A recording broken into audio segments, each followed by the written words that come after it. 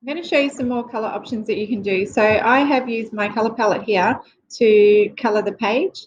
You've got some nice things happening here where you've got one image overlapping another. So another thing that you can do is you can select one of your shapes and you can go up to opacity and you can change that opacity down to say 20% or 40%. So you're not changing your color palette too much because it could get too busy. And after all, this is the background image, and what you want the focus to be on is the shoe that's going to be in the foreground. So this one is partly opaque. So if I click on opacity, it tells me that it's 20%.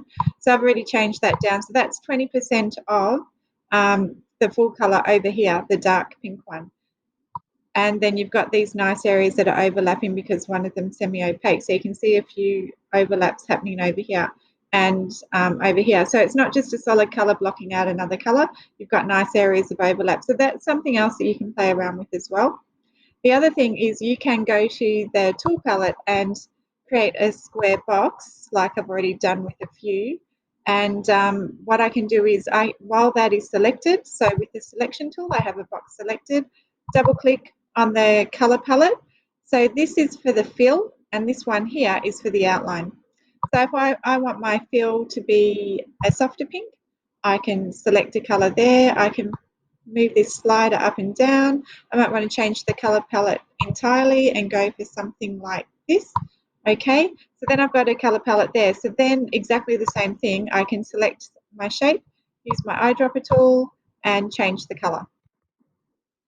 So that is some other options. So then I could make up a range of colors on here that I can reapply. So maybe I'll go for not a good combination of colors, just doing this really quickly.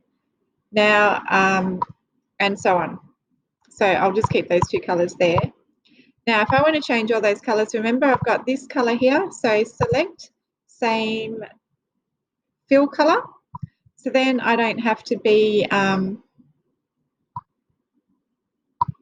changing them all the time. And then I can do something like that. So maybe it's creating a bit more interest. Don't like that one there, doesn't work. So I might change that to the blue as well. So now I'm starting to use a bit of warm color and cool color as well. I could decide that I want to change my background. Let's see, it probably won't work, but I could change my background to the blue, but I could change the opacity down to say 10%. So then it's really pale in the background. And if I don't like it, Control Z will step you back and take you back to what you had before. So you can always do that as well. So you're going to save this now.